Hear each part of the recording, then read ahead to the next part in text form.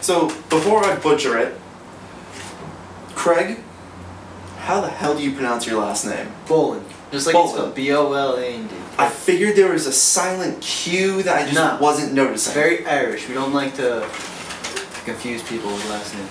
Alright, so normally when I start off is I just do all the shameless self-promotion. Right. So, I am your host, Jason Lilley. You can follow me on Twitter at jlilley33.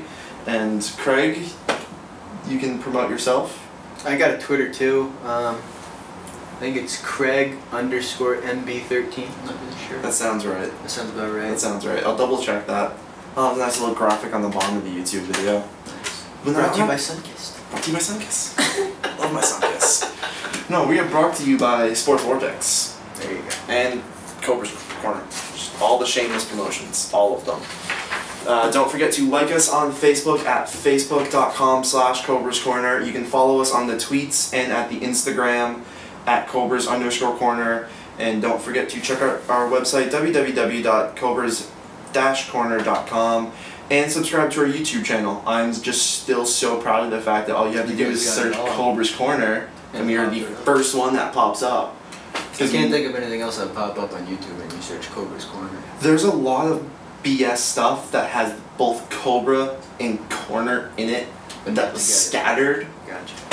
There's like one band that has like one decent like popular song that has like the word Cobra in one spot and Corner in another that just messes with it and it drives me crazy.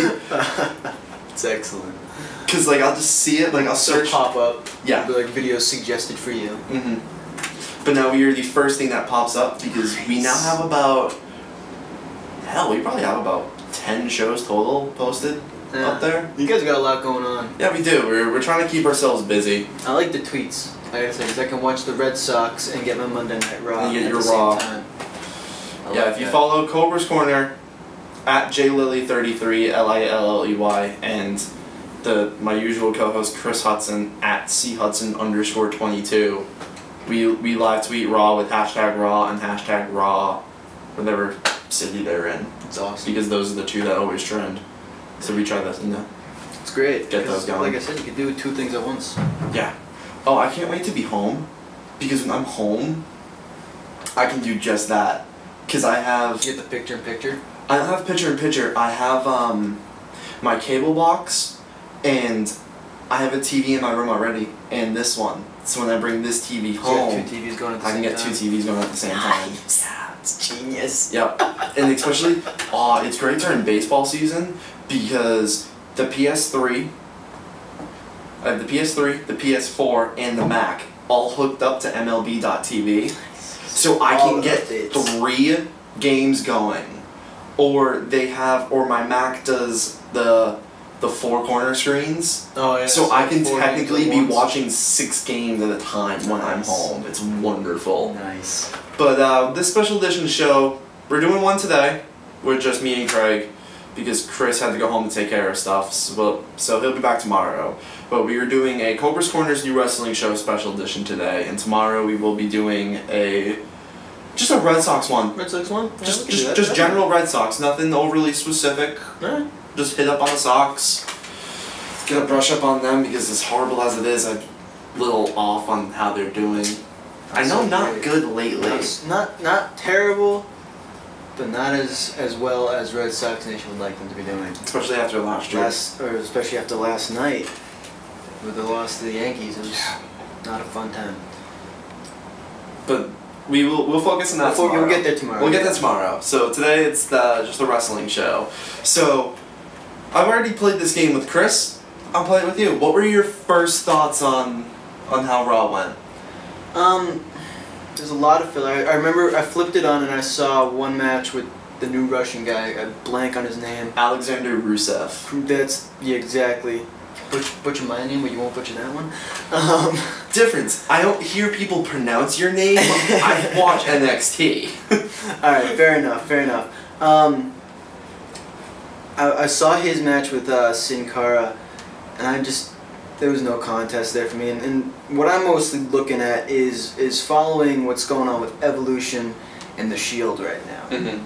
and how Evolution has somehow single-handedly combined everyone who hates everyone in the WWE in efforts to combat against the Shield. I mean, 2 weeks ago you had that 11-on-1 handicap match. Yeah. Who would have thunk Jack Swagger and all those people, you know. Swags and Del Rio. Yeah, that's what threw me off. You hear Del Rio's entrance music, then you hear Swagger's.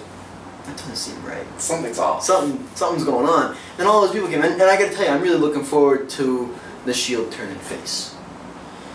I am too. And it's a fun process. It is.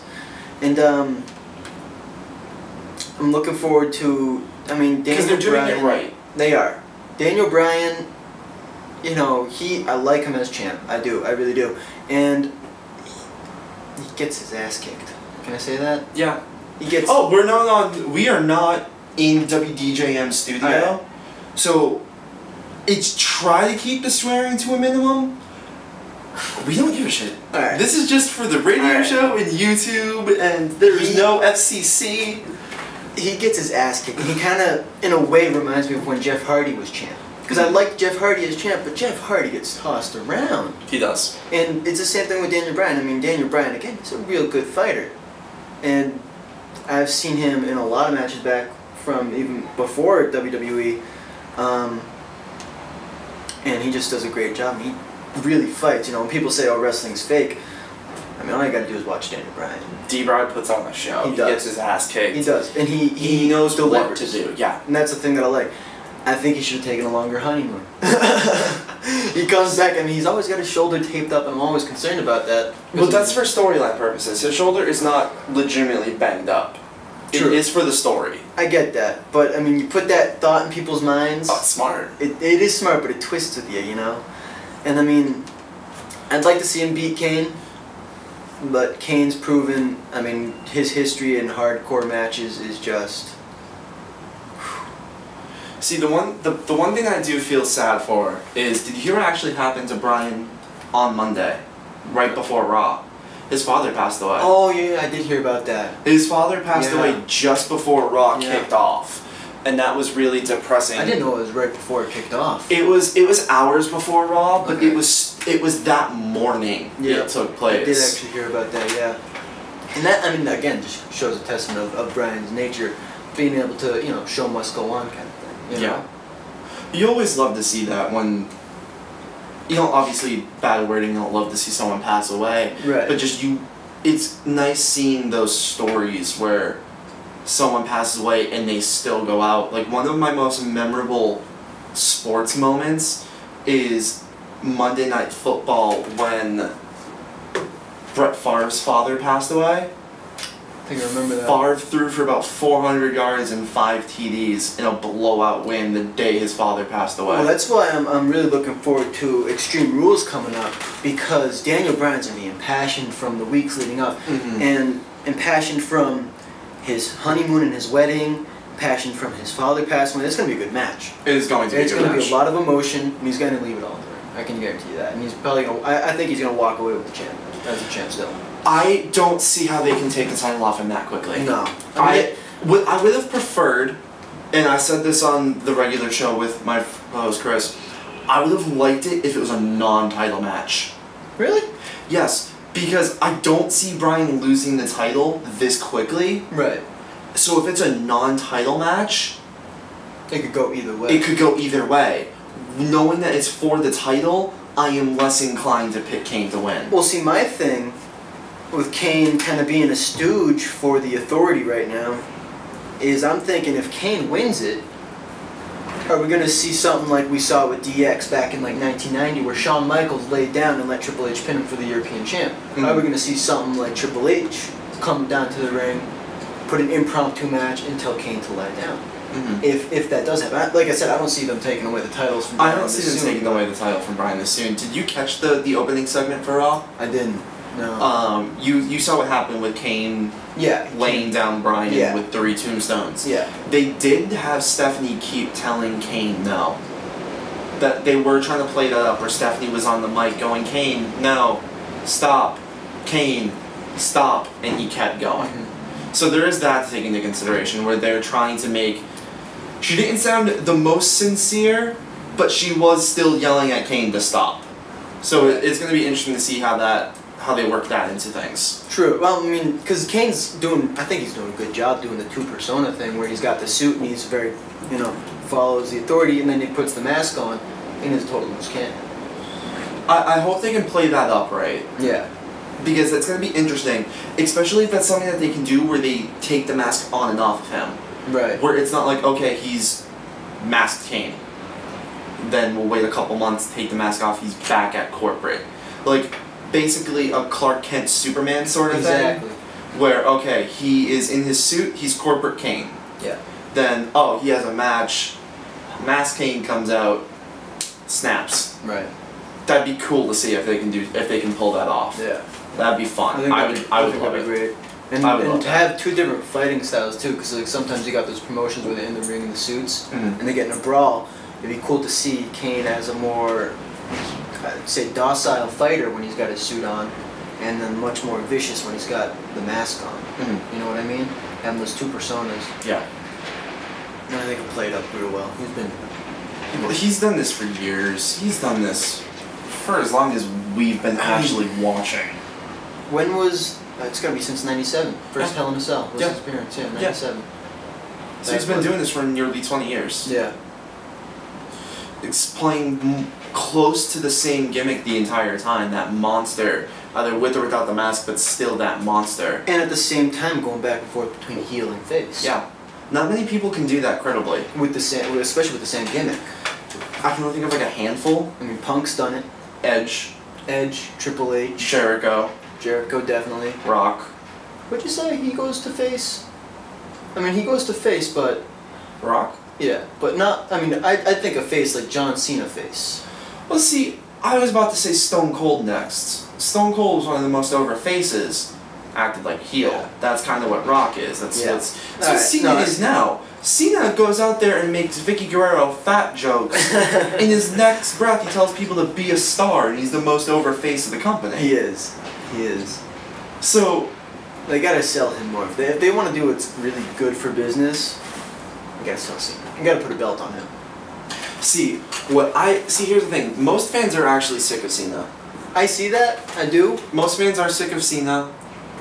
But there's also the... Getting fresh faces in there. See, what it is for me with Cena is, I am sick of Cena. I am not sick of Cena, the wrestler. Right. You're sick of his persona. I'm sick of his persona. I'm not saying he needs to turn heel. That'd be fun. It'd be interesting. I don't think he could do it. Well, see, here's the thing. I think he could, but then all of the adult male fans will cheer him. Yeah. So it's not going to work. And he's already said he does so much work for Make-A-Wish. Exactly. He doesn't want to turn heel. Well, he is their all-time... But see, here's what I was going to say. Like, he's their all-time Make-A-Wish granter. Yeah. John Cena has granted more wishes for the Make-A-Wish Foundation than anyone something like 400. Ever. I know he's over 3. Yeah. I know he's over 3. Yeah. What I was going to say, though, is I just want him to tweak it. Pick up a chair or something. Not even that, but like, no, with CM Punk, he doesn't necessarily go from heel to face, but okay, I'm feuding with... He feuds with the heels. He feuds with them, and he changes his gimmick up with it. Yeah. Which is why I loved what they've done with Cena, with the exception of 2 weeks ago, when he did with the Wyatt family. Right. With the exception of 2 weeks ago when they had the photos... Because I hate that. I hate that so much. It's Bray's face on a baby! Like, come on. No one finds it funny. They find the 4 people in the audience chuckling. Yeah. And they show that. No one finds it funny. And then you have Michael Cole's obnoxiously fake laugh on commentary. Are his tattoos real? Yeah. He's really got mimicked tattoos of The Rock's tattoo and Stone Cold's tattoo. Yeah. Oh my god. Oh my god, I can't believe that. That's so dumb. He's probably lost a bet or two. Oh my god. He's lost some bets. I'd have to say so. I'd definitely have to say so. That's unbelievable. Well, Austin's one, he is from Texas. Let's point that out. Yes. Cole is from Texas. But him and Stone Cold have the exact same tattoo in the exact same spot. Yeah, but I could see that one being intentional. Really? Because he is from Texas. Yeah. Have you ever seen Austin's tat? Yeah. It's just Texas, the Longhorns. the right? Longhorns, and a heart. Okay. Alright, yeah, I could see. But the bowl, the Brahma bowl. The Brahma Bowl. Yeah, that's bad. Cole. That's really bad. That's really bad. But the thing I liked about Cena was they had him be like you saw WrestleMania, right? Yeah. Like, know how when Cena went for the 5-knuckle shuffle, Bray leaned up for the spider walk, and they had Cena like fall over in surprise? Yeah. It's beautiful. Remember, it was like 2 weeks before WrestleMania, they had the backstage with Cena washing his face at the sink. Yeah. Then they had Rowan's sheet mask, and it scared Cena. That's what I want. It's really reminiscent of a number of WrestleManias ago where The Undertaker was going to face Orton. Mm-hmm. And Undertaker was taunting Orton, and like they did the same thing, except it was in Orton's house. Yeah. But I gotta say, I do like the character of the Wyatt family. I think that's a real good gimmick. Yeah. Wyatt's are my fave 5. Like, Yeah. to steal Booker's fave 5 BS, that Booker T would have a fave 5, and on one edition of SmackDown, he'd list 13 people. Well, he can't do 5-time anymore because he's not 5'10". It's 6-time. Is he 6'10"? 5-time WCW and then and the World 1 time? Heavyweight. He held that belt for a long time. He had that big old belt for a while when he was Yeah. King Booker. That was fun. That was fun. I always go back and forth on Booker. I do too. No, I always go back I do. and forth on Booker. There's some guys that can go heel and face, like we said, Punk, Austin, all those guys. When Booker went heel, he just did it too bad, you know? He wasn't a good, I didn't like him as a heel. Because he was like, okay, I don't really want to change my character a lot, Yeah. so I'll just be more obnoxious and annoying with it. Yeah, I think that's... And that blew up in his face. Yeah. Especially Queen Charmel. For everyone's defense, Charmel used to be a talent, and that is his real wife. No, I know that. So- I couldn't stand her voice. When he's That's coming, what worked for it, when he's though. coming down the Because it was entrance so annoying. Well, it's kind of like Vicky Guerrero. I love Excuse Vicky. me. I love Vicky. Oh God. I absolutely love Vicky Guerrero. Ugh. Stay out of it. No, they need her on camera more. They need her. Really? Know who else they need on camera more? And I have confessed my love of this man multiple times. I love Brad Maddox. Really? Yeah. Because he is so dorky. I do like him. I gotta say, he kind of. He is so corny He really is. that it works so well for He's him. a good GM too. Yeah. I like. him. Like, that's what I'm so mad about. That they're like, okay, Brad Maddox is the GM of Monday Night Raw. 2 weeks later, we're the Authority. Yeah. I was so mad. Because I'm like, oh, Maddox, I've always liked him. I like him as a persona. I He know. made really good matches too. Yeah, like he's a good persona. He's a good on-screen character. It killed me when they were like, no, we're gonna have him debut and then as the Raw GM and then debut the Authority, so all of his power vanishes. Yeah. Because I thought Maddox could be a good on-screen character, and I still feel like he will be. I mean, once the Authority thing fizzles out, Yeah. you know. But I like that he's just so dweeby. Like, I like that he went from a ref to where he is. well, technically he started. What happened with Maddox was he was a talent at FCW. Okay.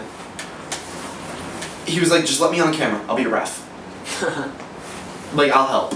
Because a ref got hurt or was sick, needed some time off. I don't remember what it was, but they were a ref short. Really? Yeah, and Maddox was like, look at me. I look like a ref. Let me do it. So he. They're like, okay. And then Hell in a Cell match. then they put that into effect with the Hell in the Cell match. That was a good match. It was a good match. That was one I liked Ryback. That's another guy though. He wasn't really good as a face. Okay, I think Ryback was good as a face. Really? Yeah, because Do you remember the episode of SmackDown? I mean, not SmackDown, of Raw. Right before TLC, right before CM Punk injured himself. It was actually... Was that when CM Punk was on the crutches? It was... Yeah, it was the... Before he went on the crutches, he was in the yellow GTS shirt. Mm-hmm. When he was talking someone, and Ryback came out and powerbombed him through a table. I remember that. The "Feed Me More" chant. The entire crowd was behind it. It's the yes chant. It was the yes chant. And it was... I'm still shocked WWE was able to drop the ball with Ryback. Because of how over he was during that short stretch. Really? You think so? They dropped the ball with Punk and he's one of the biggest stars they've ever had. See, here's the thing. They never really dropped the ball with Punk after the pipe bomb promo. Because the farthest he ever got out of the title picture after the pipe bomb promo was his feud with Taker at WrestleMania. He came back, feuded with Cena really quick, feuded with Triple H, won the WWE title, 434 days, lost the title to Rock, went on to WrestleMania to feud with Taker. After he came back, what did he do after Mania? He took a break. He took a break, had a quick feud with Jericho, because Extreme Rules last year was in Chicago. Right. So they brought him back to feud with Jericho for a little bit. Then, who did he feud with? He did, was it the Shield? That was the Shield? Yeah, no, it was the Shield. He feuded with them. He teamed with Daniel Bryan. That was with the Shield. I want to say there was something with the Wyatt family. There was... No, he never got the Wyatts. Did he? He never got the Wyatts. Oh, it was Bryan that got the Wyatts. It was Daniel. After Punk and Bryan did their feud with the Shield, Bryan went off to feud with the Wyatts, and then Punk went off to feud with Kane.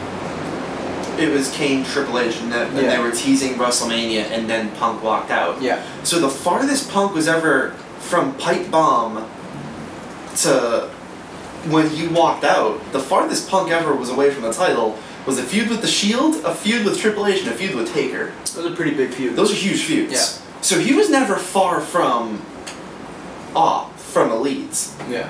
I honestly thought he was going to win the Royal Rumble. See, the original plan before Punk walked out was supposed to be Triple H versus Punk. That was the original WrestleMania plan. Yeah. Really? Yeah. It was supposed to be Punk versus Kane at Elimination Chamber. For the #1 contender spot? No, just Punk versus Kane. Okay. And then at WrestleMania, it was going to be Punk versus Triple H. Huh. You want to know how far things changed? Because I'm not sure how much you are on the backstage stuff. Not too far. One of the original plans until Punk walked out was Daniel Bryan versus like Sheamus. Really? Yeah. Bryan was supposed to be nowhere near the title and main event. Punk walked out, the yes chant was so over, they had no choice. Huh. That's what thrusted him into the main event, was, in all honesty, CM Punk walking out. Wow. He's got a lot to thank CM Punk for. He does.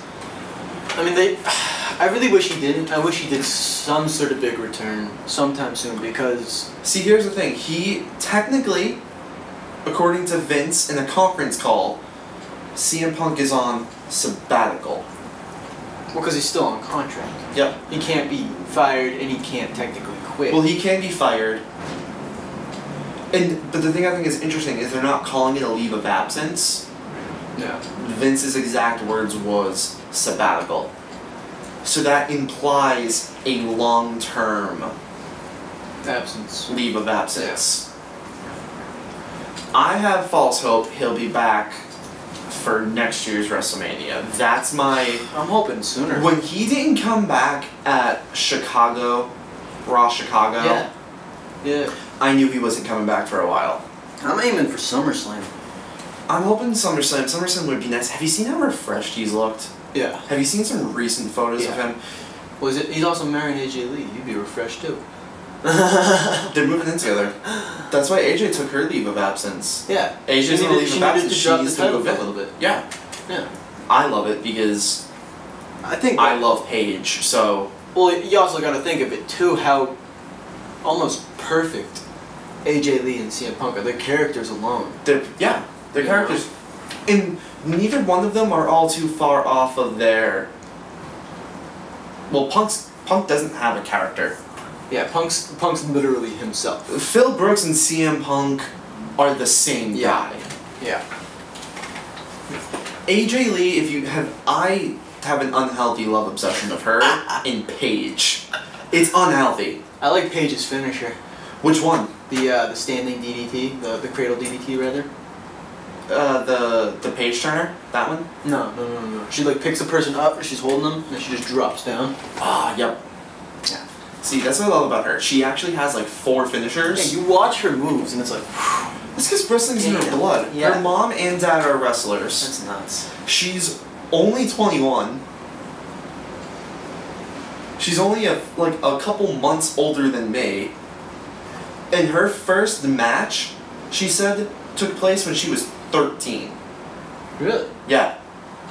So she's already had 8 years of wrestling experience. Yeah, man. That's nuts. Yeah, she's been wrestling since she was like 13. No, what was it? She started training at 13. Her first match was 15, I think. She's like a Guerrero. Yeah. She's a glorified Guerrero. Well, she's British. So wrestling to Brits is basically what wrestling is down in Mexico and the Guerrero family. It's the same extent. Eddie's brother is over Hector. He's over in TNA. Yeah. He's an announcer. Yep. Good little gig for him. It's scary how much he looks like Eddie. Oh, the whole family. The whole family. No, but Hector specifically. Yeah. Shave the stash off of Hector Guerrero. He looks like Eddie. Really? Oh yeah. I'll get a picture up as we're doing this. But yeah, if you take the stash off of Hector Guerrero, I so don't care how badly I spelled Guerrero right there. Google will fix it because it's Google, and I love Google. So how do you feel about TNA's new champ? Saying that is a knockoff of what WWE did. Oh, it is. Is pathetic. It is. Did you hear my favorite part? What they're trying to say? It's we didn't do it to capitalize on. Yeah, they're trying to say that they did it that they weren't trying to capitalize on Daniel Bryan. You got a guy that looks like him as your world champion. What they were trying to say was it was the last live show that they were going to have for a while, so they wanted to have it be special. So they did that. So they let Eric Young win. And he does look like Eddie. That picture. He does look like Eddie. Yeah, take the stash off of that, and that looks like Eddie. Yeah. And that's a bad photo of Hector. He looks like Eddie. I miss Eddie. I do too, so much. I wish Chavo would have stayed around longer. I do too, but I get why he left. I do too. And then another thing I wish they did bring back the cruiserweight title. See, there were reports, and it kills me because I would have loved this one, about 4 to 8 months before the launch of the network, there were talks about making a show just for the cruiserweights. Yeah. So like a regular show like Monday Night Raw? Yeah, like how they have NXT Superstars and Main Event. Yeah. Like one on that level. Just cruiserweights. For just cruiserweights for the network. That would have been amazing. I mean, I think if you look historically at wrestling, whether ECW, WCW, or WWE, some of the most electrifying matches were cruiserweights. Rey Mysterio, yeah, Juventud, forget his name. It's gonna do a long list. Ultimo Dragon, Billy Kidman, Tajiri. I love Tajiri. Hell, right now, Bryan is technically a cruiserweight. He is. Punk is a cruiserweight. He is. Jericho is a cruiserweight, or at least he was during his WCW days. He was, yeah. Chris Benoit, Eddie Guerrero, Dean Malenko. Lance Storm. I think most of these guys held the cruiserweight title at one point. Yeah. And same thing with the light heavyweight. Or I was about to say the light heavyweight, they which should is the bring that WWE's equivalent. Well, the WWE had the light heavyweight, then they took over WCW. And they morphed that into cruiserweight. Yeah. See, the one thing that I get why they don't bring it back is when you have a title that's called the cruiserweight or the light heavyweight, it makes it sound very B-level. It does. It does. Like when you have, like that's the one thing I thought TNA did right, the X Division title. It was more cruiserweights. It was. Or at you least had the Samoa Joe. Did have Samoa Joe. You had like Samoa Joe, but it was more, X Division just sounded. Because I liked how they did it too for the #1 contender for the X Division and for the X Division title matches, where they would have the two ropes come to an X in the middle. The Ultimate X matches. Those were amazing. The hexagon or octagon, or whatever they had. I think it was a hexagon, and they'd have all these guys flying around. AJ Styles, Daniels, Joe, yeah, I loved Shelly, Sabin. I loved watching Daniels. Daniel, I'm a Styles guy. He's good. I think the most insane match I've ever seen from TNA was a cage match, and they have ridiculous sized cages up there. They got like 20-foot cages. Yeah, their cages are high. And one guy was sitting on the top of the cage. It was a tag team match or a fatal 4-way, I forget which. But someone's sitting on the top, and Daniels climbs up, and with extreme precision, pulls off a running enziguri on the top of the cage. And they both fell down. I mean, it was just one of the most insane things I've ever seen now. Elix Skipper did that once in TNA where it was a Hurricane Rana he pulled off. I've seen that. Or when they did the total lockdown and they locked AJ Styles out. Yeah. So he put a ladder on top and jumped through the top of the cage. Mm-hmm. That's dedication. Styles is crazy. He's nuts. I love Styles. He's one that I get why WWE did not sign him. Really? He's older. That's why. They're trying to push young talent. Let's look at the Extreme Rules. Though? Let's look at the Extreme Rules card right now. Kane versus Daniel Bryan for the title. Bryan is still young. He is, but Kane's not. Rob Van Dam or Bad News Barrett versus Big E. I hope RVD gets that. I'm pulling for Barrett. I'm pulling for RVD. It makes more sense for Barrett. It does, but I'm a Van Dam guy too. Love it. I mean, even back to ECW, held that TV title for over 200 days, longest record for the TV title. Only dropped it because of injury. Yep, because he broke his ankle. Yep. But the feud he had with what was his name? I'm blanking on names today. There was a match that they had. He was feuding. God, it's gonna bother me so much. He's feuding with this one dude. Justin Credible? Jerry Lynn. Lynn. Van Dam's matches with Jerry Lynn. Van Dam was feuding with Jerry Lynn for the TV title, and they would go the full 30 minutes. No winner. That's when matches used to have time limits. They had to have a definite winner with Jerry Lynn and RVD, and I have this match on DVD, one of my favorites to watch.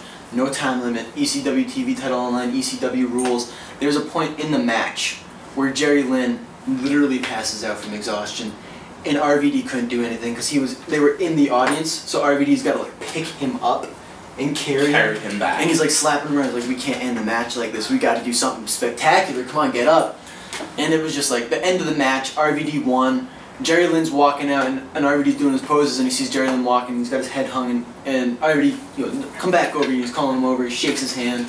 That's what I liked about RVD, is even though he was a showboater, he knew where to give respect. See, Van Dam was a showboater in the sense of his moves were flashy, and the Rob Van Dam got the crowd to pop. Yeah. But he wasn't a showboater in like where he would the traditional sense. Yeah, exactly.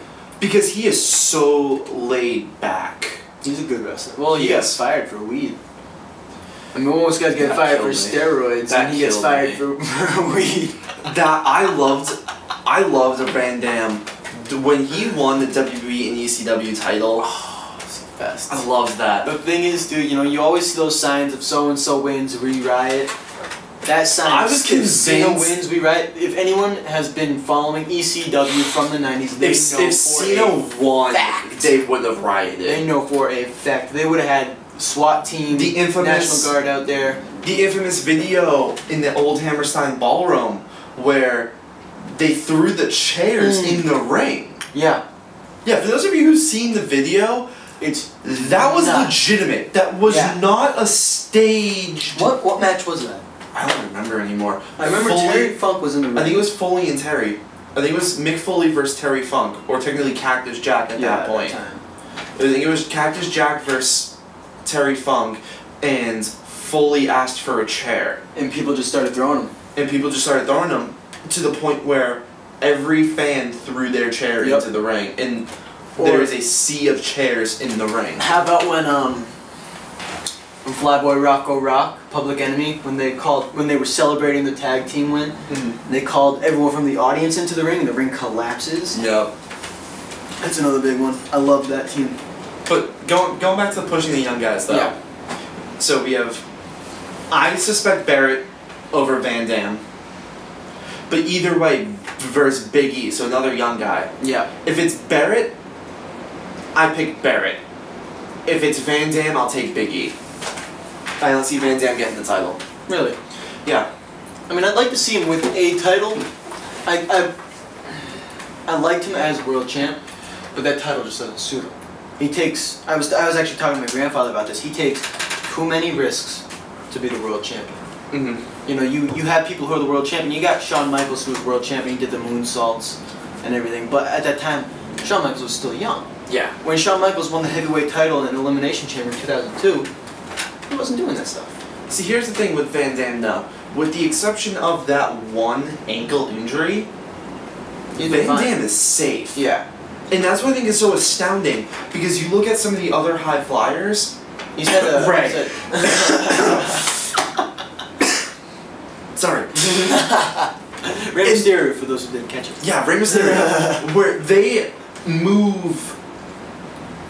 I'm ending that statement there. They move. Yeah. And they'll break their body. I mean, the only two injuries I know of Van Dam was the ankle injury in ECW and during the first Extreme Rules where he couldn't perform because he had a torn meniscus. Yeah, and even then he still tried to fight. Even then, yeah, because Rhino came in the ring and started doing everything, and then Sabu comes out. Yeah, and he still wanted to go. And Van Dam did the surfboard across the face with the chair and a busted knee. Yeah. So Van Dam is very safe. So I have no I get scared sometimes, but I trust Van Dam. I do too, but it's just, you know, you don't want to see the world champ taking risks like that. You know what I mean? I don't mind it because I know Van Dam's not going to do a stupid spot. Right. I mean, like when Jeff Hardy did it.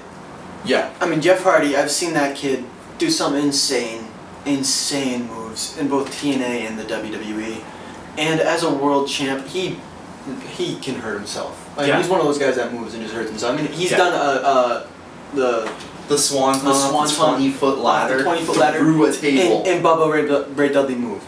I mean, I don't care if you say wrestling's fake. There's a fake element to it. You can't fake that. You can't fake a fall from 20 feet. It's like when Shawn Michaels in the 3 stages of Hell match, which by the way WWE has to do more. When Shawn Michaels was fighting Triple H. They need to do those less because it makes them seem more important when they do. See, there's just not enough for me. Okay, so what are your thoughts on the Hell in a Cell pay-per-view? That's overdone. Okay. That's overdone. I don't think they should have pay-per-view for it, but I think they should definitely... I mean, there's only been three stages of Hells, and I can only recall Shawn versus Triple Hunter. H. Yep. Triple H versus Orton. And there was Stone Cold versus Kane. Stone Cold versus Kane. And Cena versus Ryback. That had 3 stages of Hell? Yep. It was a regular match, a tables match, and an ambulance match. Oh, okay. It was when Ryback was the big guy. And he first debuted with the Edge mixed with Team Rocket jacket. That leather jacket. Yeah.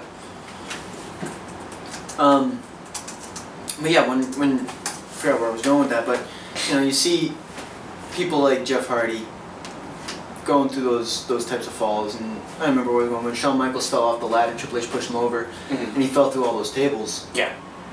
And those tables, yeah, they're rigged to break. So the ladders, to break. when you see the ladders break, they're rigged that way. They're really, you know, flimsy wood that they make them out of. But I mean, it's you still have to fall through. You're still going through a table. Yeah, and you're going 20 feet off the ground. Let's just say it's through this table. Yeah. Let me lift you up and just drop you from this far. It hurts. It hurts. Yeah. So That's one thing that always bugs me. My favorite one, and I get into this one too, when people go, "Oh, you know it's fake, right?"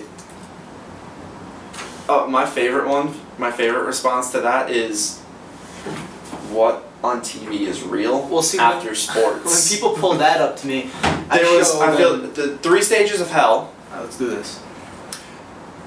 Stone Cold and Triple H. One I forgot. Kurt Angle versus Chris Benoit. Huh. Triple H versus Shawn. Triple H versus Orton. Cena versus Ryback. Alright. I do not recall this one in the slightest. It was pinfall only submission in the ladder match For Angle's gold medal. I don't remember. No. At Judgment Day 01. I don't remember that one at all. I remember the other 4. Yeah. I remember the No Way Out 01. Yeah. Still recording? Do we have to pause? No, it's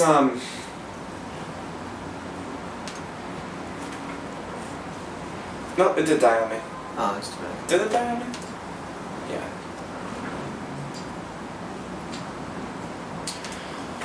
This goes back to my thing being stupid. So I record. Well, we got it. We have it on video, YouTube. so. Well, I have the video and I can always Fiddle with it. And figure that out. Or the sound effect I like to use, No Punk's theme for Cult of Personality. Yeah. The static. Okay. To start it. Yeah. I have that as a sound effect saved on GarageBand. Nice. So I can, whenever I have like breaks or something like that, like during the 2 hour Sports Vortex Monday from 4 to 6, when we go to break, I edit the break out and put the of Punk's theme in and just smoothly transition. Nice. But we have the video, so I can just crop that and so just it's all good. Yeah. So we're talking about the 3 stages of hell. Yeah. But yeah, I don't remember that one. I remember the other ones though. But going back to the card though. The card, yeah. Alright, so Another- left off next RVD, Bad News Bear. Next one, Tamina versus Paige. Too young. Too young, yeah. Both are young. Paige is our age.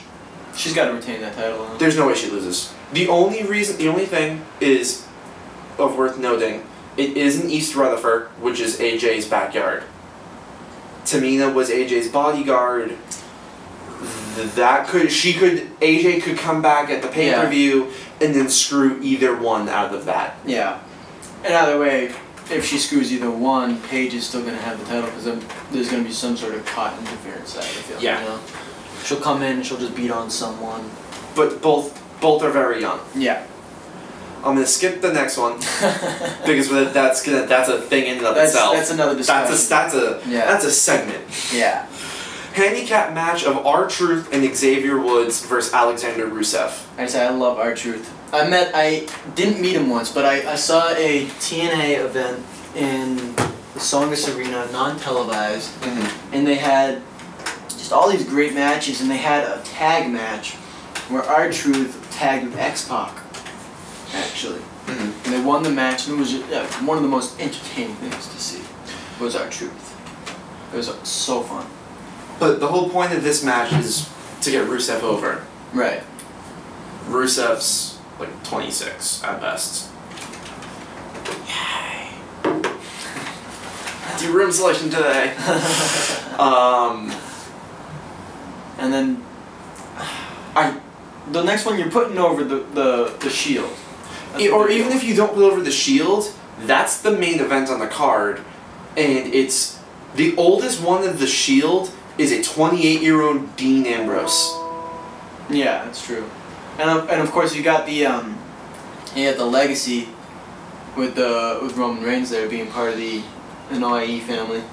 With Rikishi, the Wild Samoans, the Usos, The Rock, Umaga, rest in peace. Yeah. You know, all those people. I like him. I'm huge on all 3. I really like Rollins.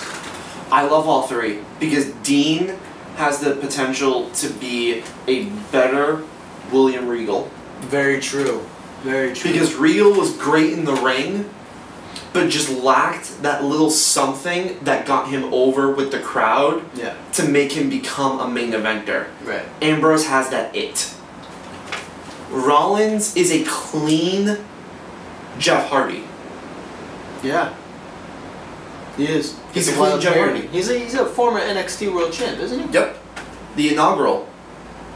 He won the first NXT title. Yep. He dropped the title to Big E.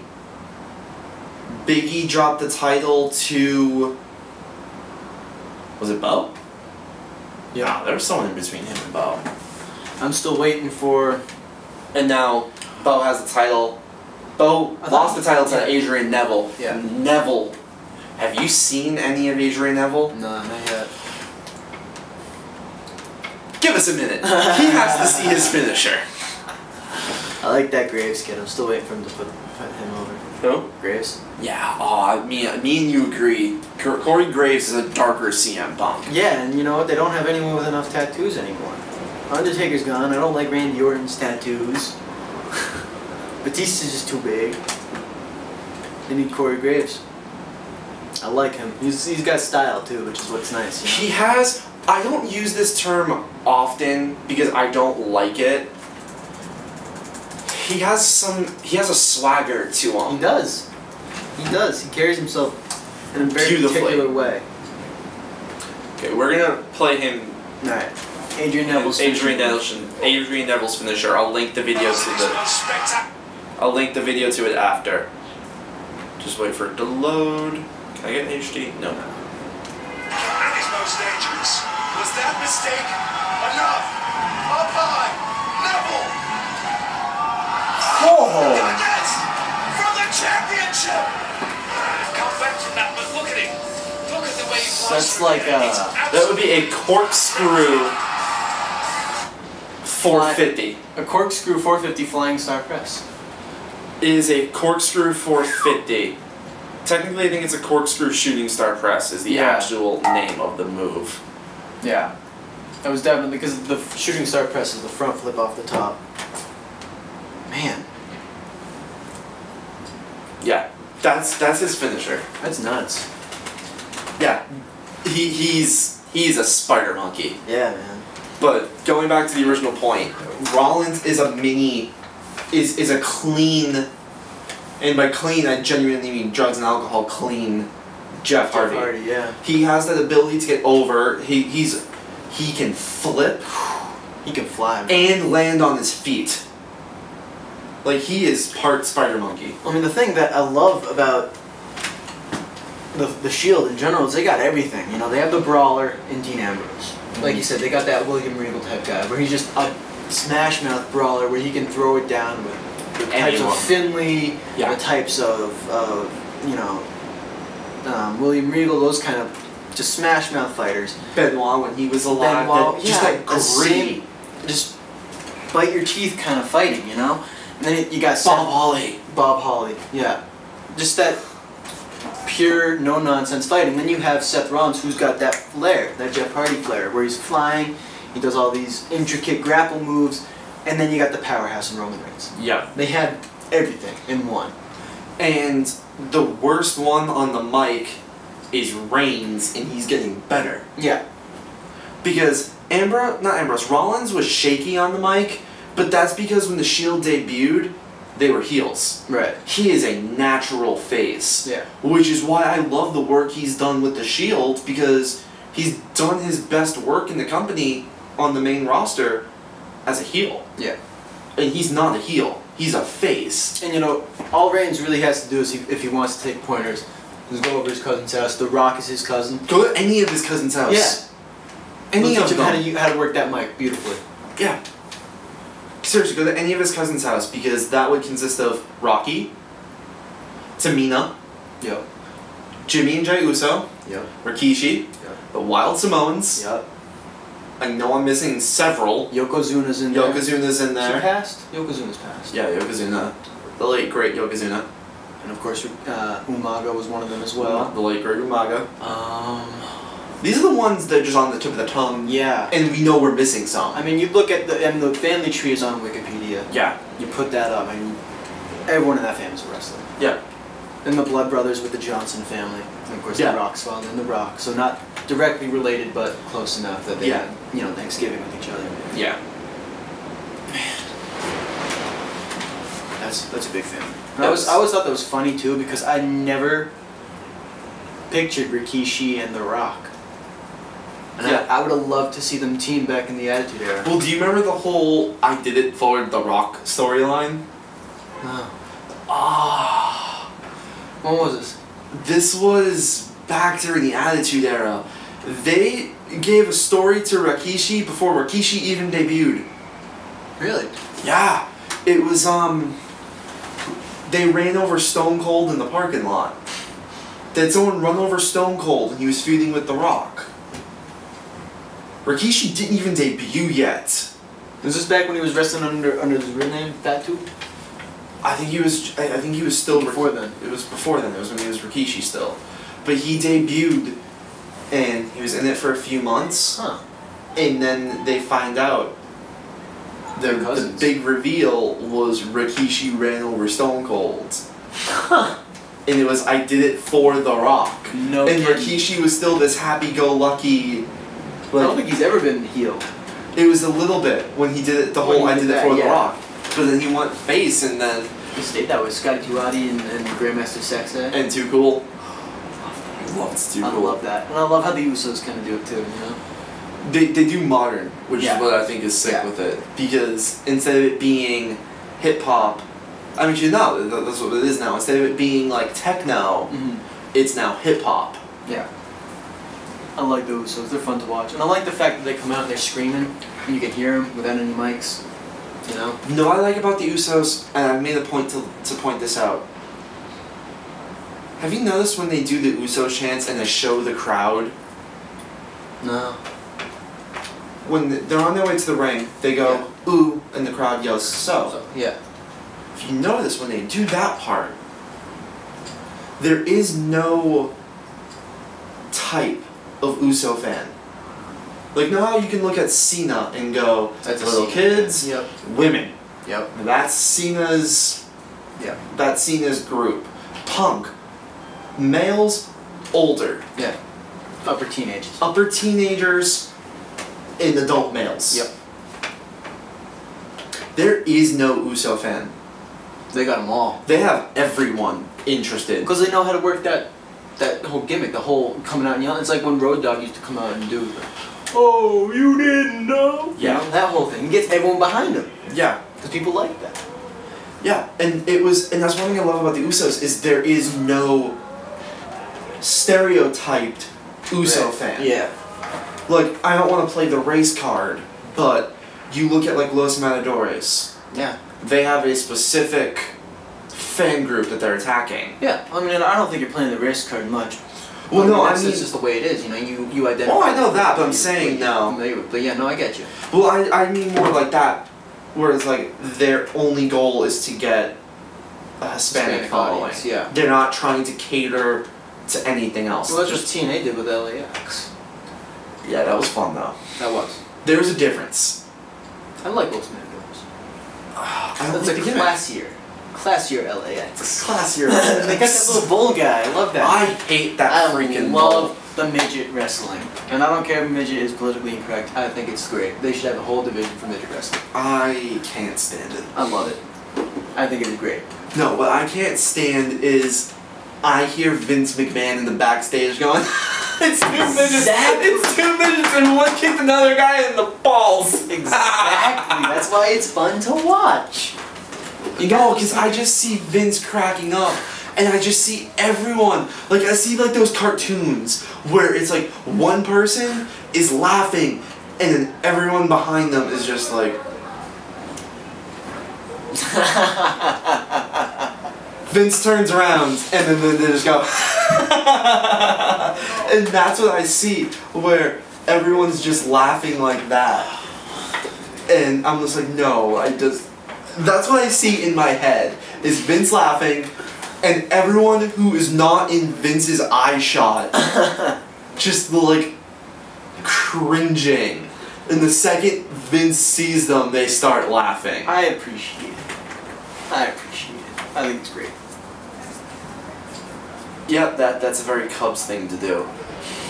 Sorry, I get the score center, I get updates on my phone.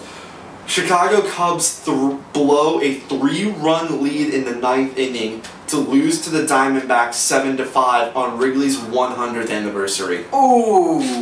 It's the 100th year of the park. You know how the Red Sox sucked 2 years ago, but we at least won On the 100th? on the 100th day game? Cubs blew a 3-run lead in the 9th to lose by 2. I do feel bad for Cubs fans. I feel awful. They have a good guy at the helm, though. With Theo running the show there, they have, I trust them. Yeah. I love Theo. I like the Cubs farm system. They have a lot of good young talent there. They have the man, the myth, and the legend, Chris Bryant, in the minors. He's going to be a stud. Yep, seems legit for my guys. How you doing, Miley? Sorry, I'm a fantasy nut. I forgot I had to check some scores. Good, Reed got the save. I'll take it.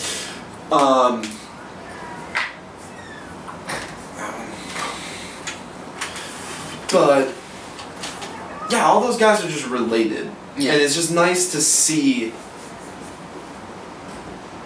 that Reigns has the ability to do it too. Yeah. Exactly. Because when the Shield first debuted, you went, yeah, that's the guy who's gonna go he's the low grounds. Mhm. You thought, okay, Ambrose is the ceiling, Rollins could go on either end, Yeah. and Reigns was the bottom. Now it's like, okay, the worst guy of the bunch is Seth Rollins. I see him as a 2-time champion, Yeah. Yeah, definitely. and that's the bottom of the Shield right now. Yeah.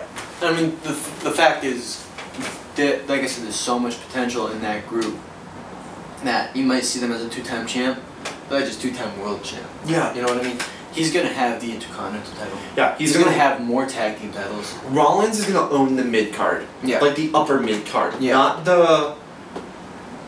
Not that low curtain jerking Damien Sandow where Sandow is. I see Rollins being like, before he took off, Edge.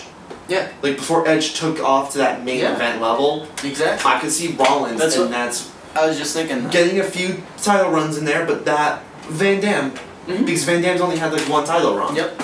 So Edge like, had a couple, right? He had I think he's got like 5-time champ or something. Like 5 that. or 6, Yeah. He has a lot. But like I mean, if you look at the world champions compared to how many times he had the Intercontinental title. Yeah. And that's what I could see being Seth. Yeah. Exactly. Dean, I don't see going after mid-card titles. Really? See him as a world champ? No, I see him. See, here's the thing. I do see him as a world champ, but the Dean Ambrose gimmick Mhm. of. Yeah. Yeah. That you don't need mid-card titles for that. That's not a mid-card. Like, I could see Bray Wyatt only winning one world title and being a Hall of Famer. I can see that. Because the Bray Wyatt character, Yeah. like, I feel bad for the Harper and Rowan. Because those two together is the best tag team the company has right now. No. Because they're powerhouse and they can move too, that's the thing. Harper scares the crap out of you because he should not be able to do half the shit that he gets away with doing.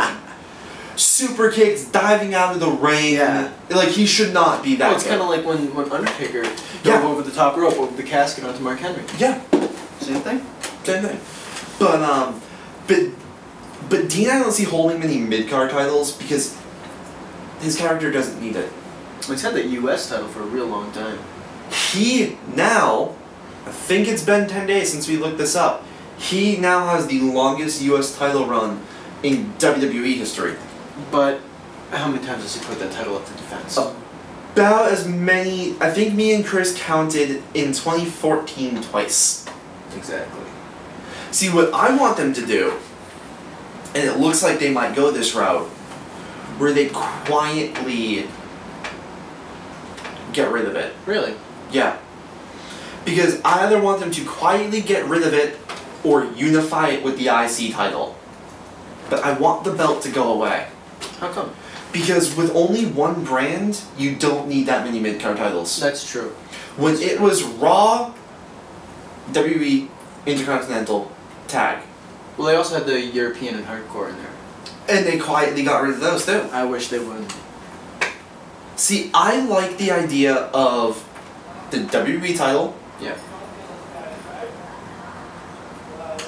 the Intercontinental title, tag titles. Go back to the freaking women's belt. No, I hate the Divas. I hate the tramp stamp belt.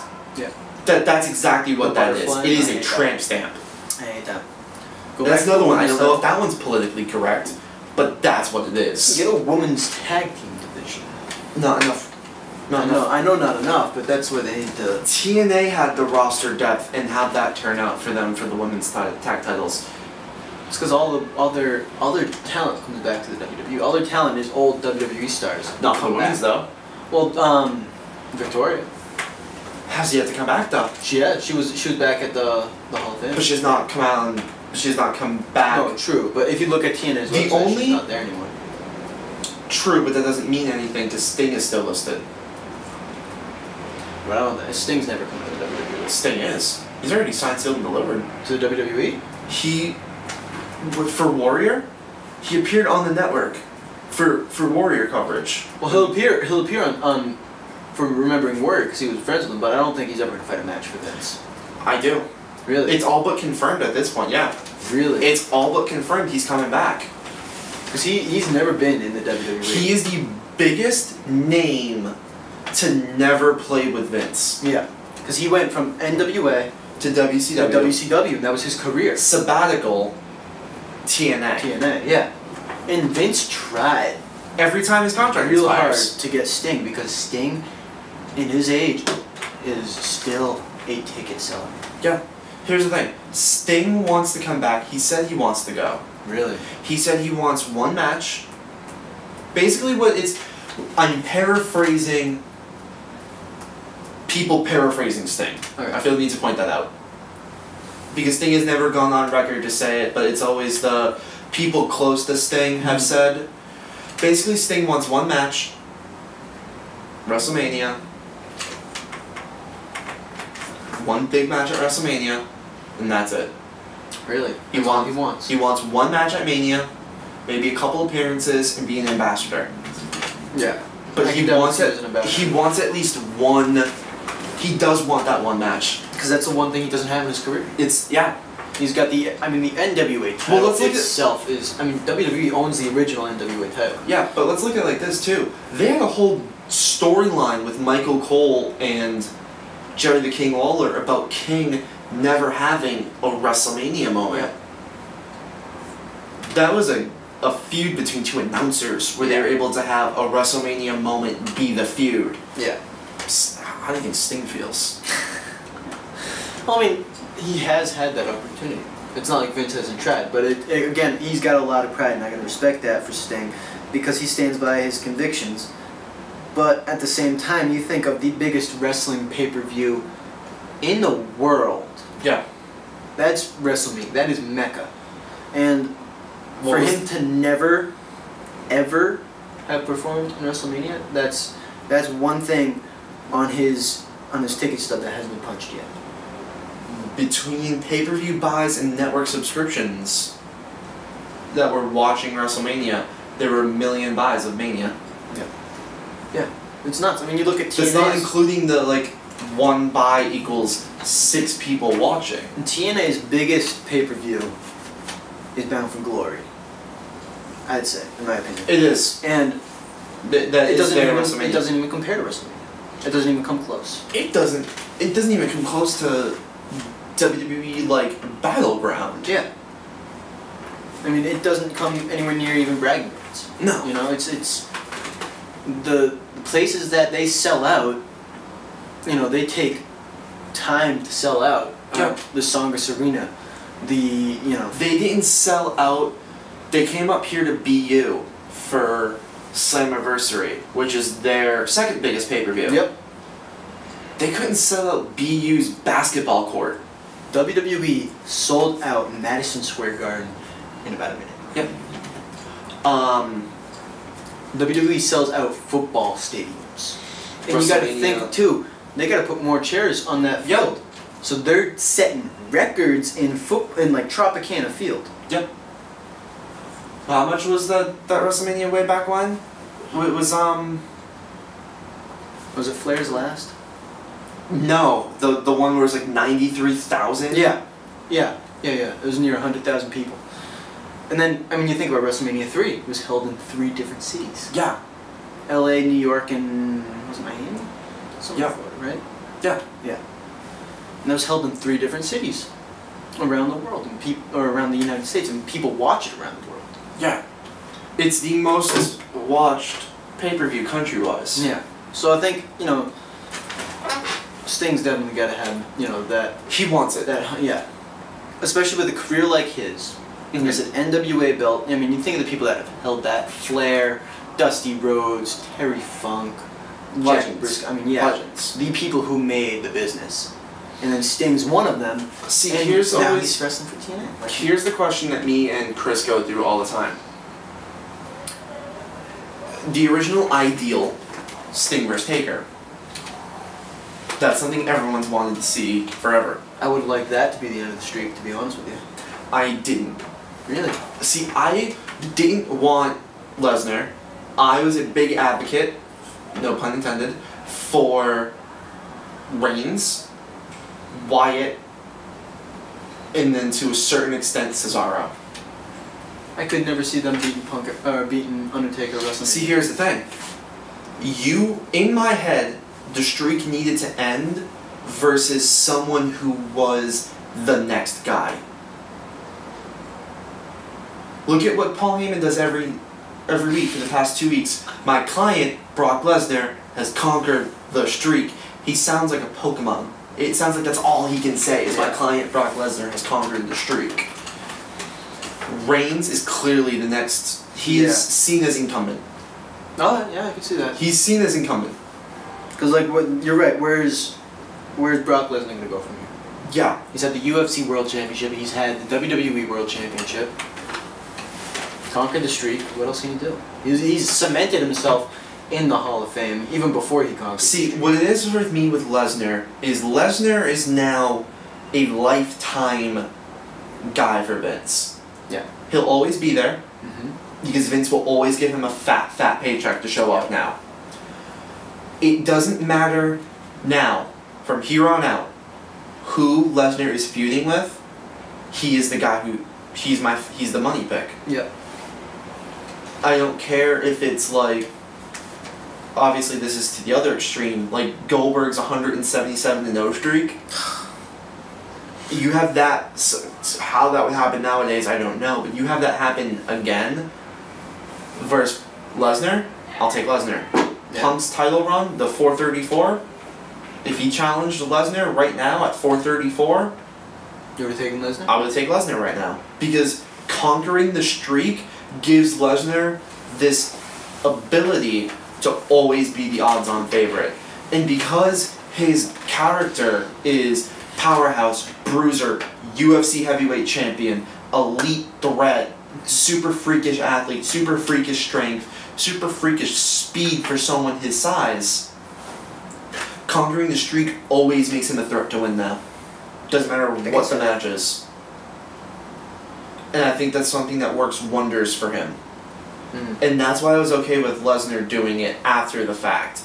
But Reigns is the next face of the company. Bray Wyatt has the chance to be the next Undertaker, minus the streak. He does. From the promos to the Wyatt family to, I mean this in a good way for him, the awkward in-ring style. Yeah. He has a chance to be Taker light. And if you had that end the streak, Passing the torch. it'd be a torch passing. But Sting would have got nothing out of, going back to the whole point of that, Sting would have gotten... Yeah, you're right. Sting would have gotten nothing out of it. Where if you put Sting versus him now, it's toss-up who wins. Yeah. Who would you want Sting to face right now? One match, WrestleMania 32, and it can't be Taker. Can't be Taker. Vince.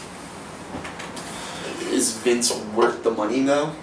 You're paying him this much money. Is Sting versus Vince? I think they could do investment? They could do a lot with the storyline on that. You know what I mean? I'd like to see it. I'd like to just see it as a match card. You know, something to entertain the fans. Nothing, like I said, like nothing that would get Sting over with anything. Mm-hmm. Kind of like if you were to end the streak. I mean, I'd like to see Sting and Flair, Sting and Hogan. Yeah. You know, legend against legend kind of thing. See, I want legend versus up-and-comer. Really? Yeah, because I always feel like legends versus up-and-comers give the up-and-comer, even if they lose, something they can hang their hat on. Okay. Like, let's just say, I know I mentioned him for Taker, Sting versus Bray.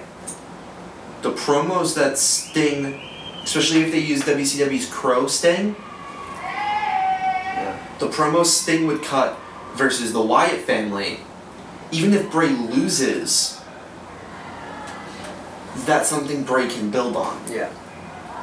Being in the ring with this legend, being in the ring with this all-time great, and picking the brain of Sting in a feud Yeah. could do wonders for Bray. I can see that. I would like to see something like that. Now, we've been on for a while now. Oh, yeah. Let's just run through the Extreme Rules card one more time quickly Alright. and give your predictions. Alright. Kane versus Bryan. And it is an Extreme Rules match, so anything goes for the title. Bryan. I don't see how Kane can win that. I don't see why they would take the title off of Bryan this soon. That, and, I mean, even though it is a hardcore match and anything goes, and Kane's got a history with hardcore, he can swing objects. Bryan can set objects up for his favor. You know what I mean? He's got that agility to set up a chair in the corner like no one's seen and be like, why is he wedging a chair in between the turnbuckles? And then do some weird move and Kane goes slamming into it. You know what I mean? Mm-hmm. So he's got more agility than Kane. Before I get to the next match in the card, one I see being added because it makes way too much sense not to. Cesaro versus Jack Swagger. I got Cesaro. I got Cesaro on that one. If it does get added, it's gotta be stipulation. It's gotta be stipulation match. It can't just be a singles. See, here's what could be interesting. You make the submission match, then you give Cesaro a new weapon. You do. Because Cena's STF, which I hate calling it that, the STFU. Or the FU, they gotta call it the AA now. Anyway, we'll talk about that later. PG.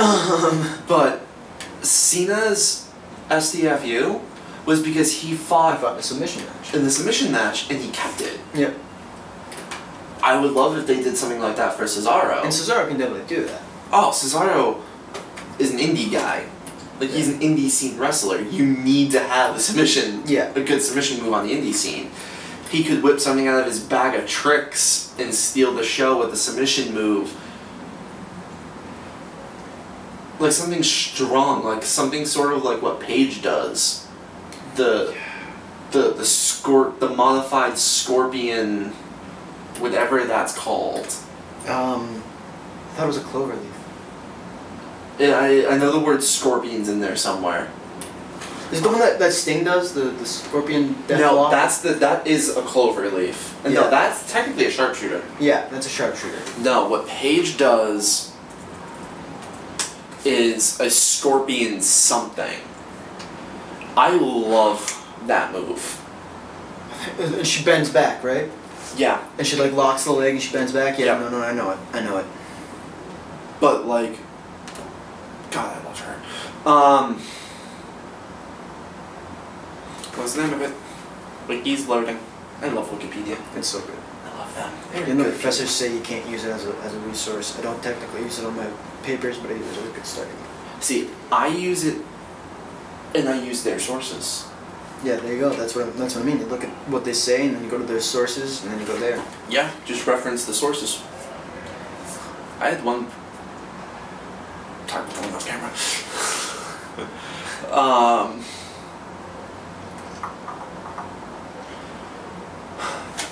It is Scorpion Crosslock. The Scorpion Crosslock. You like the Rampage. That was the cloverleaf kneeling to opponent's back or neck. Yeah. I like the Page Turner, which is the move she won the belt with. Yeah. I just love all of her nicknames. The Anti-Diva. Yep. I like this one. / mysterious raven-haired lady. I like this one. Miss Helen Boots. The Diva of Tomorrow. Well, she certainly is the Diva of Tomorrow. You gotta give her that. Yep. I love her theme song. What is it? It's called Stars in the Night. It's actually the theme song of Cobra's Corner. Huh! Yeah. They put it on iTunes. I purchased it. There you go. And we've been using it as our theme song for both shows ever since. Nice. The link, as always, for that will be posted on the website under the video. There's also a link to her Twitter page, so I can give her credit too, because I love her. Alright. But Back to that match card. Van Dam or Bad News Barrett versus Big E. So let's start off if it's Van Dam versus Big E. If it's Van Dam versus Big E, I gotta go Van Dam. I would choose anyone but Big E. He's had that belt for a while. I think it's time for a new IC champ. I would like to see Van Dam because I'm a Van Dam guy, and I've always been a Van Dam guy. I am too. And the thing that I love about Barrett is he is, again, real great wrestler. Mm-hmm. So I know if he beats Van Dam, he's gonna earn it. Which is what I like about him, is he earns the stuff he gets, and he can definitely be put over as a big champ. He's got a lot of potential. See, here's the thing. I don't see Van Dam winning because Barrett needs it. He does. He does. Van Dam could do literally anything else. He doesn't need the title. He doesn't need a title to have a good mid-match card gimmick. No, Barrett does. Barrett does. For the amount of times they've started and stopped pushing Barrett, giving him the Bad News gimmick and him able to run with it. Yeah. To the point where he's back in the ring and being a credible superstar again, he needs the win. Yeah.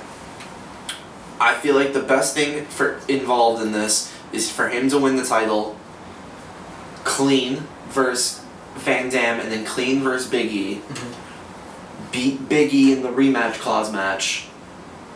Barrett has a lengthy, like a genuine, like, he loses the belt at WrestleMania lengthy title run, where he's winning cleanly. Yeah. Throughout most of it. He's still a heel, but he's winning cleanly. He's not cheating to win. Yeah. And then Big E can go on to something better because they clearly have... Big E's got a lot of stuff that he can do. Okay, he is not here. Chris has very strong opinions on Big E. What are your thoughts on Big E? I think he needs to talk more. I need to give him the mic more. He can do a lot of stuff if they gave him the mic. Again, they kind of started pushing him with, AJ Lee's bodyguard, and then he won the title, and then he kind of went off. And it's the same thing as, Dean Ambrose, where I don't really see him defending it that much. It's because Big E, even though he is more credible, and I feel the need to point this out, he's seen as Biffle. They're workout buddies. Yeah. So says a lot right there for what Big E's future has in store for him. Yeah, I was gonna say, I could see him as a tag team. But I could see him getting pushed. What I would like to see, and this is pipe dream in every sense of the term, I want Barrett to beat Big E, like I said, go on for a lengthy title run, where he looks good in the process. Not, what Dean Ambrose has now, where Dean's held the title for almost a year, defended it twice. but only defended it twice in 2014. Yeah. I want Barrett to defending it, like, even if Every it's just pay-per-view. even if it's squash matches versus like local jobbers, I want him defending that belt as often as possible. Yeah. But I want a Big E versus a heel Sheamus feud. Sheamus is right now lost in no man's land. You turn him heel, they don't have many main event heels. They don't. Sheamus could definitely do that. They have the Authority, who's locked up with the Shields, in Wyatt. Who's the next biggest heel? Kane? They need a heel. They do. Kane and Bryan can feud for a little bit. Cena and Bray can feud for a little bit. You turn Sheamus heel, and then he can go right off with one of those two, where he can feud with Cena, or Sheamus and Bryan have put on some classics, which bugs me still to this day. The 18 seconds at WrestleMania 2 years ago. Yeah. But that's my prediction for that. Tamina versus Paige. I got Paige. I got Paige. I got my lover. I love her. She can't lose that soon. No. It's gonna be a stacked match, definitely, because Tamina is bigger than Paige, and she's gonna be tossing Paige around. But the experience, I mean, they're both from wrestling families. Yeah. But I think Paige is gonna hold on to the title.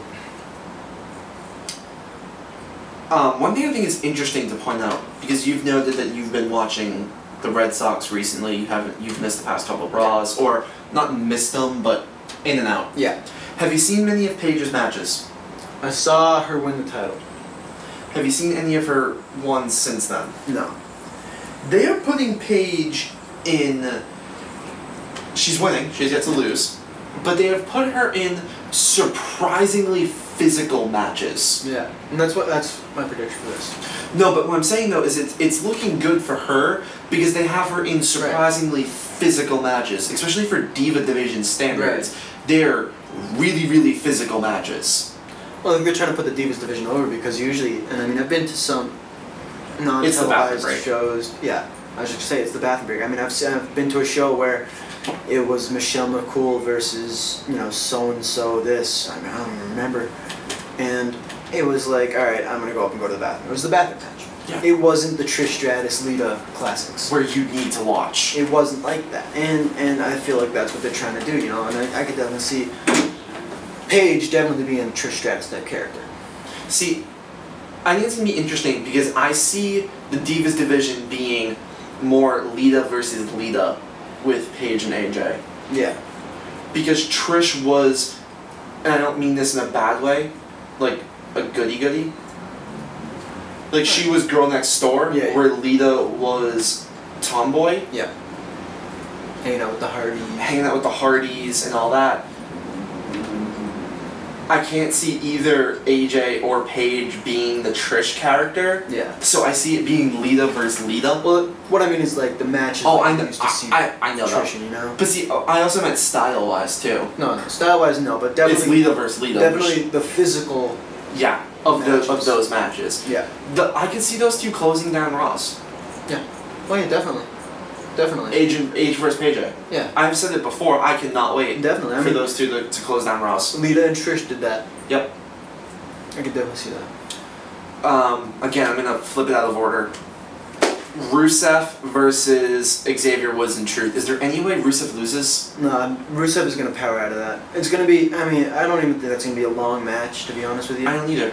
I think they're gonna get to the ring and Rusev is just gonna be total powerhouse. Rusev crush. Yeah. I love Lana. I don't know how I feel about Lana having more powerful theme music than most of the males in the roster. Lana has a more powerful theme song than most of the men on the roster, and that's sad. She has a better theme song than what they gave Cesaro. They get to pick some of them. Some of them get to. Some of them do, but no, I like her theme. It fits her, and it fits what they're doing. Yeah. Cena versus Bray in a steel cage match. That one, you don't see a lot of blood in the WWE today. You don't. Because it's PG. Because it's PG, but this is pay-per-view we're talking about. And I'm feeling blood on that match. I'm feeling blood from one of the two. Who you got? Probably, I'd have to say both. I'd like to see both. Mm-hmm. I'd like to see a very physical match.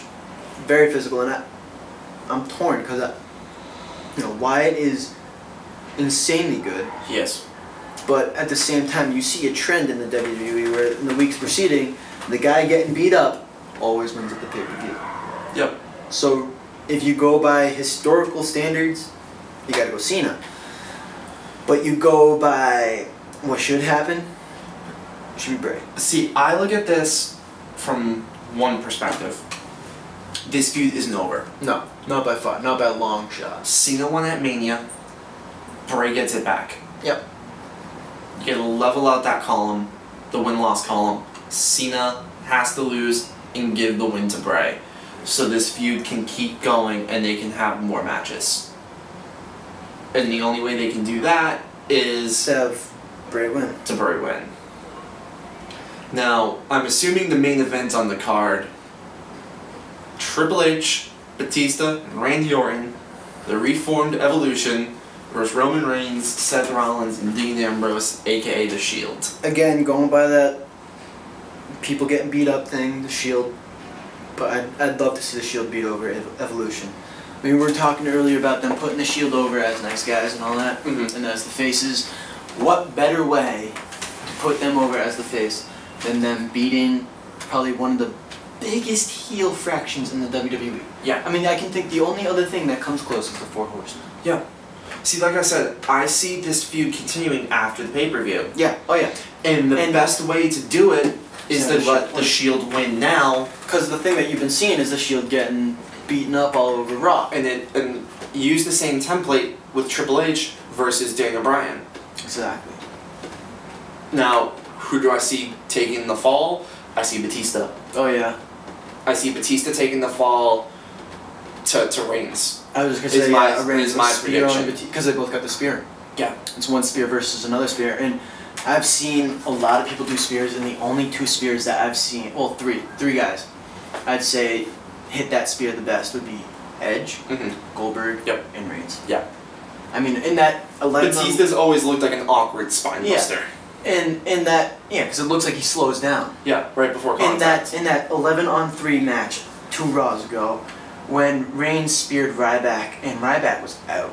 Yeah. He was down. He was down. It looked believable. And not only that, but I mean the impact from that. He just comes around the corner and didn't slow down once, put that shoulder in the gut, and took him out. Yeah. I think Ryback genuinely got hurt on that. You know? Yeah. He didn't like, because even when Ambrose and Rollins jumped over the rope and everyone was there to catch him and all that, Ryback was down. Yeah. He was down. So. And that's you know, like I'm saying, he delivers one hell of a spear. He does. I think that just about wraps it up because my laptop's about ready to die, and we were only supposed to do a half hour. I think we've gone closer to the hour and a half. Closer to the hour and a half, yeah.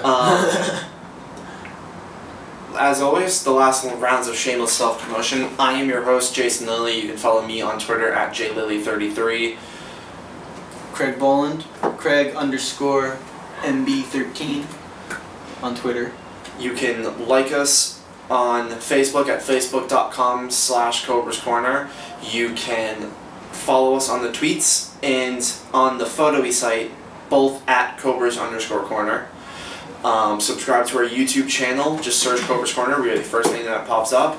And don't forget to check out our website, www.cobras-corner.com. Is there anything that you would like to promote yourself while you have while we're both recording on everything? Is there anything you'd like to promote for yourself? You know, I don't tweet that much. That's about it. Well, I mean, is there? Because I know you're a musician. Do you have anything out there? No, not that I should. I should definitely put something out. Do you have like anything? No, but you know what? This might be the kick in the pants I need. So we gotta get. I will give you that kick in the pants where you can record stuff. And then we can cross-promote with each other. There we go. Sounds great. Get that cross-promotion out there. Great. I'll start doing that. Craig, thank you very much for coming on. Of course, we will be doing another one of these tomorrow, but hopefully with Chris here as well. That's always nice if we can get the third idiot here. It'll be for some baseball talk. Yep. Craig's a Bo Sox fan. He's a Red Sox fan. Obviously, me and Chris know the Red Sox. I'm a huge Nationals fan. How did you like that game the other day where they kept literally dropping the ball? They literally kept dropping the ball every play. I saw the replays. I was like, oh my good God. We'll talk about that tomorrow. Yeah, we'll talk about that tomorrow. But we will catch you guys later. Thanks for checking us out. Been fun.